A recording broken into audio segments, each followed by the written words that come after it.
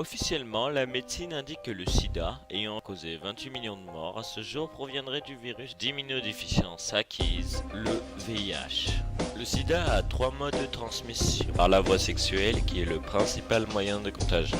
Par voie sanguine, qui concerne particulièrement les utilisateurs de drogues injectables et les professionnels de santé.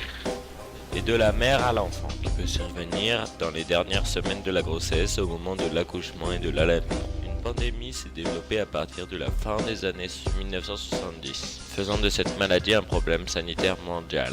La prévention, telle que l'usage de préservatifs, constitue de loin la meilleure option, car il n'existe actuellement aucun vaccin permettant de se protéger du virus. Et les traitements antiviraux disponibles actuellement ne permettent aucune guérison. Bien qu'ayant une certaine efficacité, ils ne peuvent que stopper la prolifération du VIH au sein de l'organisme, et non de l'éradiquer.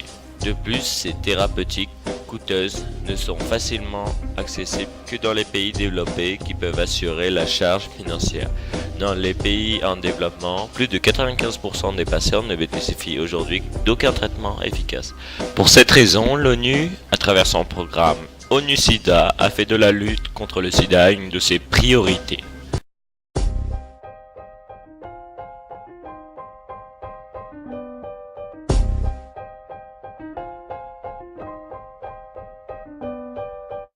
Beaucoup de théories existent au sujet du sida.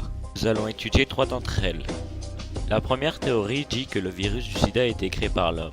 D'après le docteur Robert Strecker, le virus du sida est si différent de par sa nature de tout autre virus qu'il ne peut absolument pas avoir été formé par la nature. Ce pathologiste américain soutient que le sida est un virus fabriqué par l'homme, et plus spécifiquement par le gouvernement américain. De nombreuses personnalités soutiennent cette thèse. Selon le docteur Leonard Horowitz, diplômé de santé publique de Harvard, les agents de santé des USA auraient propagé les germes pathogènes via des campagnes de vaccination menées parallèlement en Amérique et en Afrique, et ce, avec la complicité de l'OMS. D'après cette théorie, le virus serait raciste et homophobe. En effet, plus de 50% des cas de personnes frappées par le sida sont afro-américains.